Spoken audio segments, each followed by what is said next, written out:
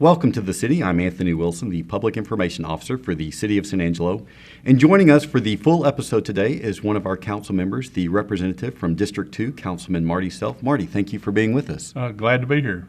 Now, this is your second stint serving on the City Council, and I'm curious, how does serving this time compare to your service previously on the Council? Oh, I think it's a lot different.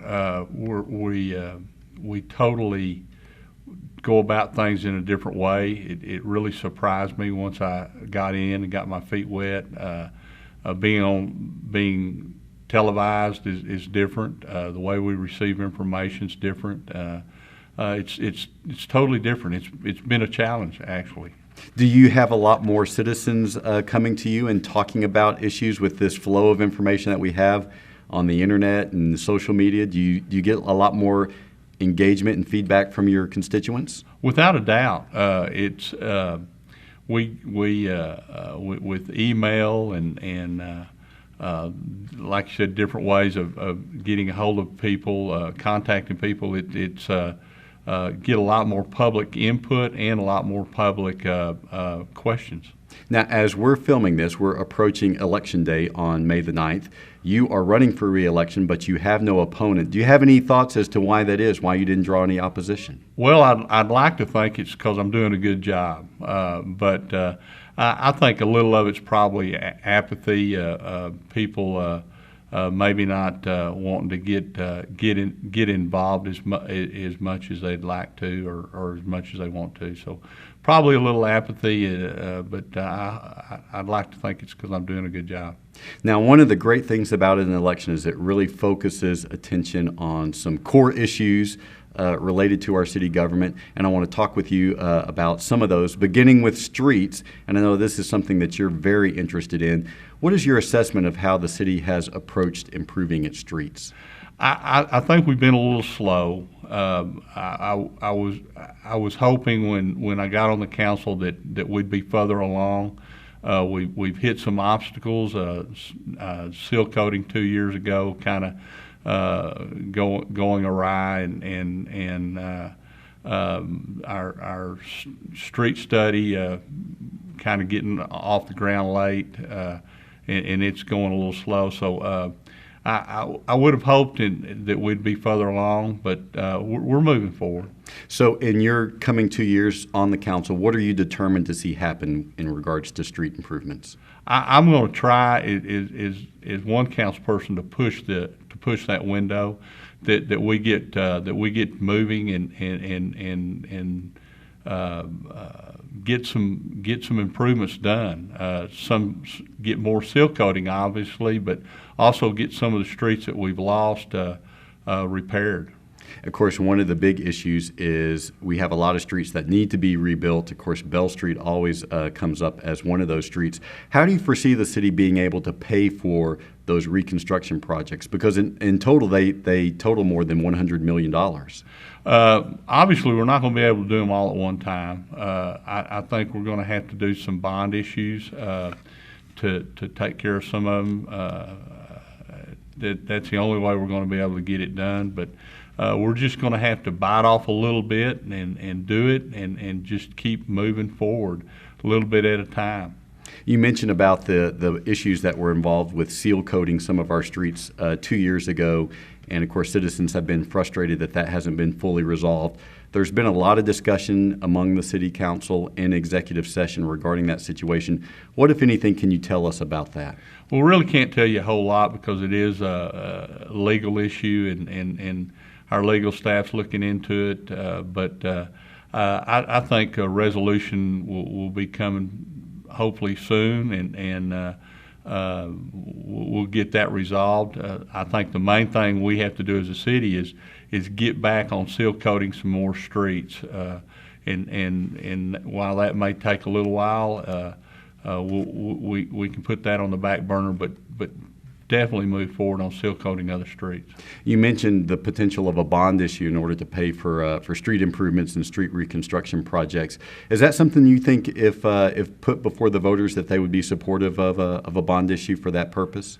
Possibly. I would like to hear some input from the constituents and to see, but it's going to take, as you said, Anthony, over $100 million, and so we're going to have some big chunk of change, and that's primarily a lot of times where it comes from. If you were to call a bond issue, would you foresee the City Council putting some other types of projects aside from streets on the ballot? Well, there's been some talk about a police station. I would look at that possibility. I think a police station is very important, a new facility, but our roads are far more important than a police station. So I just have to listen to the constituents. One of the other issues that's been a hot topic in the run-up to the election has been the garbage collection contract that the city negotiated and executed last summer with Republic Services. Do you believe that the City Council secured a good deal for the citizens in that landfill and that trash collection contract? Without a doubt, I think we did a very good deal for the citizens of San Angelo. It's easy to be on the outside and poke holes at stuff, but we still have we're still going to have the cheapest garbage collection cost in West Texas. We're going to be the only ones, I believe, that's recycling. That's something that everyone needs to get on board about. I think we secured a very good deal for the citizens, and I think we've been a little slow in getting it implemented. But I think once we get started on it in July, I think the citizens of San Angelo will find out that it's going to work in our favor. So what do you make of the criticisms that have been made about the trash contract? Where do you think that's coming from, and why? Well, I don't know for sure where it's coming from. In a re-election year, people look for whatever they can to discredit people, and I can't really tell you where it's coming from. I just know that I believe we secured a very good deal, and we just need to get it started. Part of the criticism has involved the process by which the City Council reviewed the proposals and negotiated the contract. In retrospect, would you have approached that process any differently than the way that the council did? Possibly we could have handled it a little different, but primarily we have good staff. I think our employees of San Angelo are great people, and we rely on staff to give us certain information, and it is what it is. One of the other big topics, and this has not just been during the election, but certainly preceding this as we've gone through this awful drought, is water. What is your assessment of the city's efforts to secure more water supply? Well, we can never, a city can never have too much water. I think we're finding that out. I think we're taking strides to get more water, to continue to look for places to obtain more water resources, and we're gonna turn every rock over looking for that. And I think we're moving forward in those directions to secure more water, and doing a good job on it too, I think. Now that the Hickory Aquifer is online, what do you think is the next best option for complementing our water supply? We're going to need to find another underground resource. We're looking through the Tri-City partnership at several places, and then also we're looking on our own, and it's going to have to be an underground aquifer, and we're just going to have to find those resources and try to secure them. There's a study currently underway to treat and reuse our wastewater. It's estimated that could provide up to 7 million gallons a day, which is a very significant amount of water. What are your thoughts as to the possibilities of doing such a project? I think it's a very good possibility. I have went to Big Springs, visited their site. They have some unique names for it. Don't care to elaborate on that, but the water is far purer than what we drink now. So it's I think it's a possibility.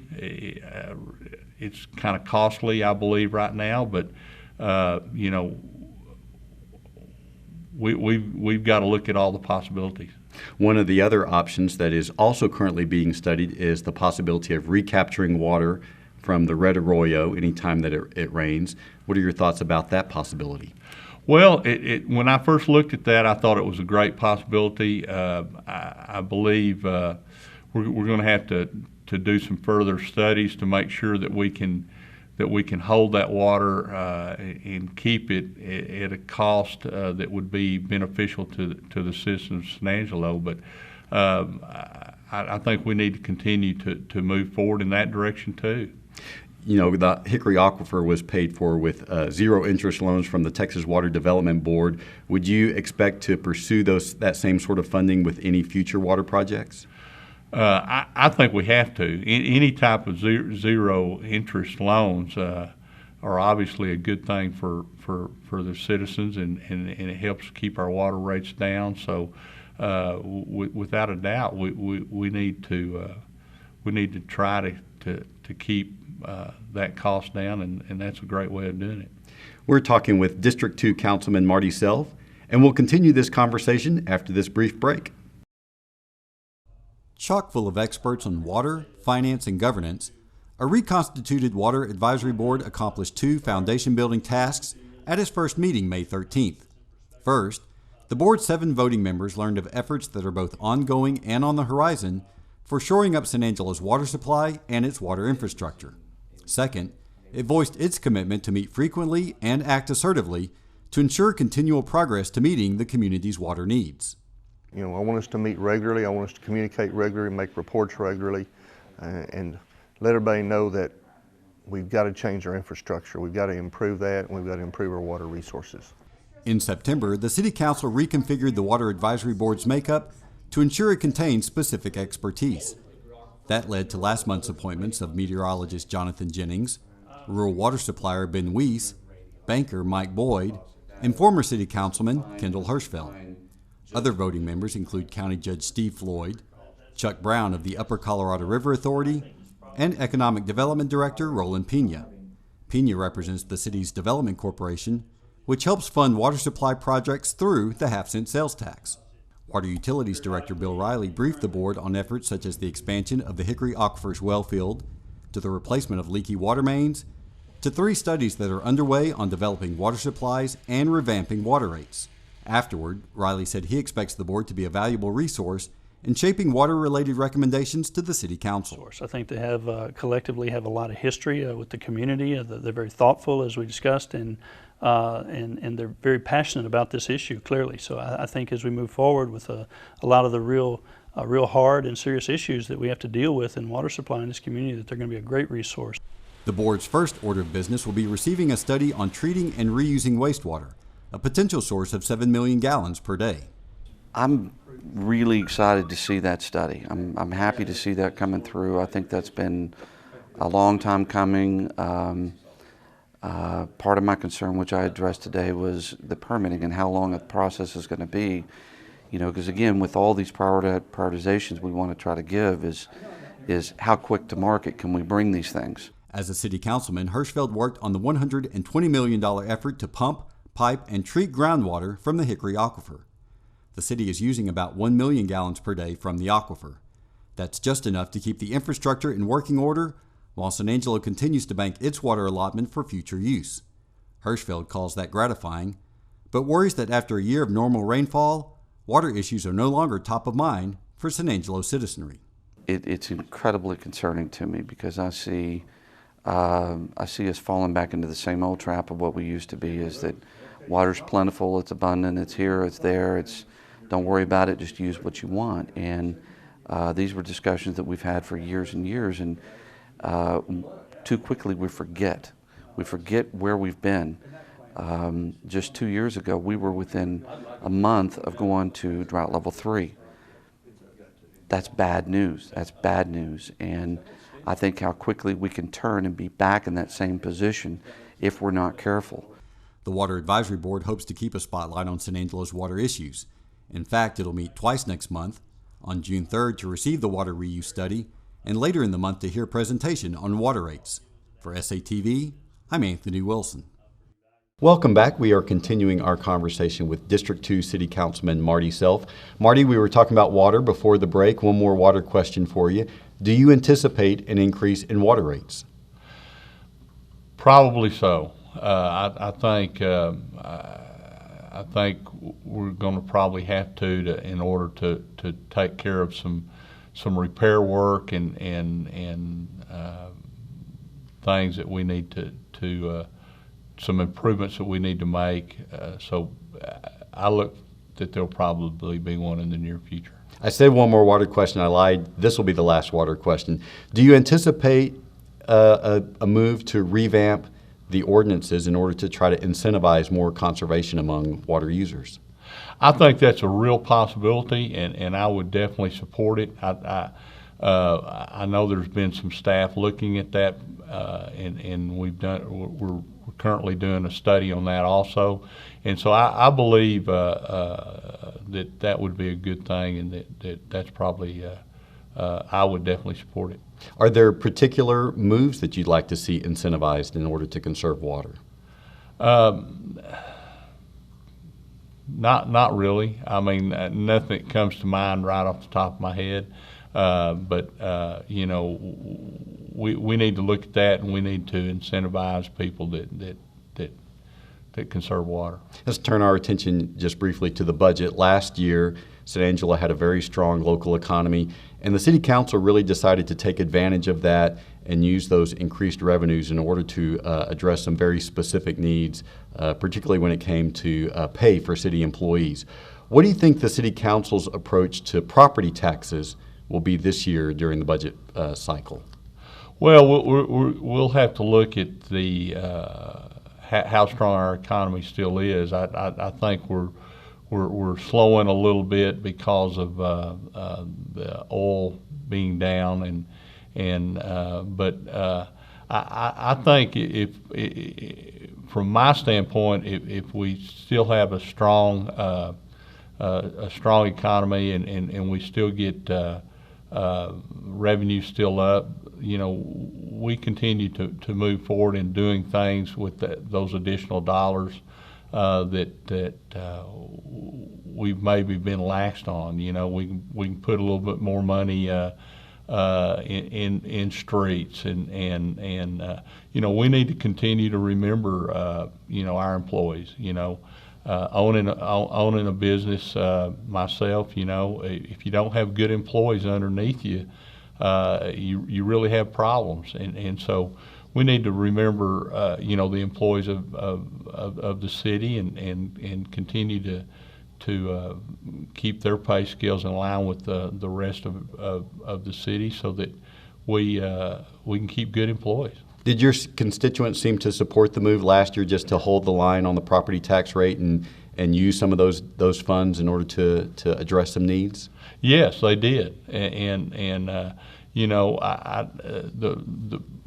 quite a few of the constituents I heard from, you know, the council had taken a stand to give back just a little bit and give back a little bit, and they said, you know, take it and do some of the maintenance and some of the repairs that we need to do, and you know, get some bang for our buck, and they were very supportive of what we did.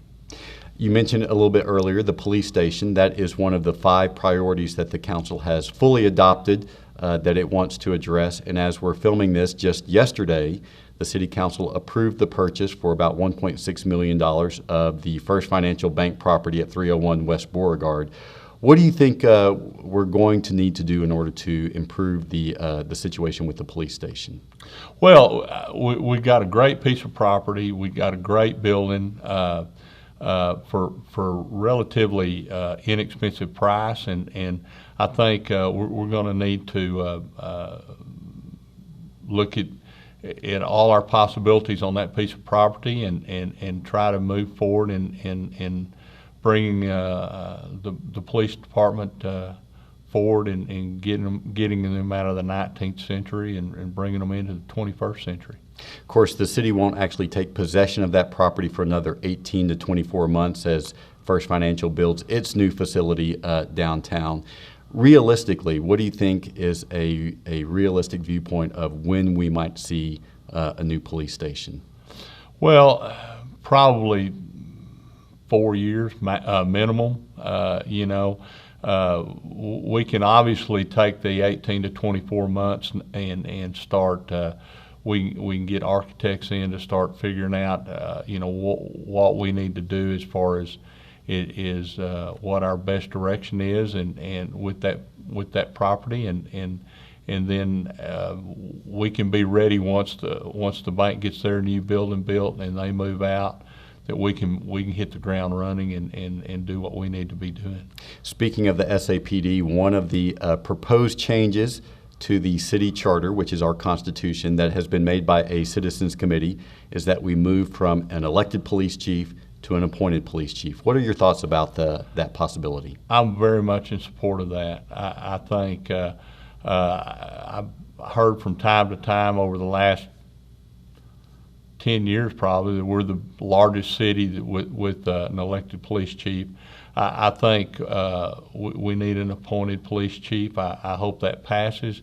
I think it will bring in better cohesiveness with the police chief and the rest of the city, and so I think I'm definitely in support of that, and I think we need to move forward in that direction. Of course, proponents of having an elected chief say they like that chief being accountable to the voters. How do you think the accountability might improve if the police chief is reporting to the city manager and ultimately the city council? Well, the same way that anyone else does. You take our fire chief. You're ultimately still responsible back to the citizens of San Angelo, whether you go through the city manager and the city council. The people elect the city council, and if they're not happy with the police chief, if he's appointed, then they can take corrective action to the council. One of the other proposed changes is extending the terms of city council members. Currently it's 2 years. There's a proposal to make that 4-year terms for the city council. What are your thoughts? I think I'm in support of that. 2 years is too short, I think. You take a new council person, they spend 12 months getting their feet up under them to know exactly how the procedures work and everything, and then they're back into re-election mode to try to get re-elected. So I think 4 is good. I think 3 would be better, but we set this committee up, and this committee reviewed it, and if they think 4, then I'll support 4. The Charter Review Committee is also proposing limiting the number of terms to 2 full consecutive terms. If a city council member served those 2 terms, they could lay out for 4 years and then run again. What do you think about the possibility of term limits? I think 2 is plenty long enough. I'm not sure I support that, only from the standpoint of that should be up to the citizens of San Angelo to say, hey, whether this guy's doing a good job or whether this lady's doing a good job or not. But So I kind of on the fence and wavering on that one, but we'll see where it goes. Well, and we should point out that the council will decide ultimately which items to put on the ballot, but then the voters will decide which changes to actually make to the charter. So ultimately, term limits will be a voter decision. Sure, and I think it should be. The city council pay hasn't increased since 1947. Currently, you get paid about $42 per month for your council service. The Charter Review Committee has proposed increasing that pay to $350 per month for the mayor and $300 per month for other council members. What are your thoughts? I'm in support of that. It's still not, it's still not a lot of money. I think you should do this job because you love San Angelo, because you want to be involved, you want to be active with what happens in San Angelo. But I would never like to see it get to the point where you're doing it for the money. So, as a council person, you try to get around and look at different things. So you're out some gas and stuff, and so that would help reimburse that. But that's plenty high enough. In a typical week, how much time do you spend on city business?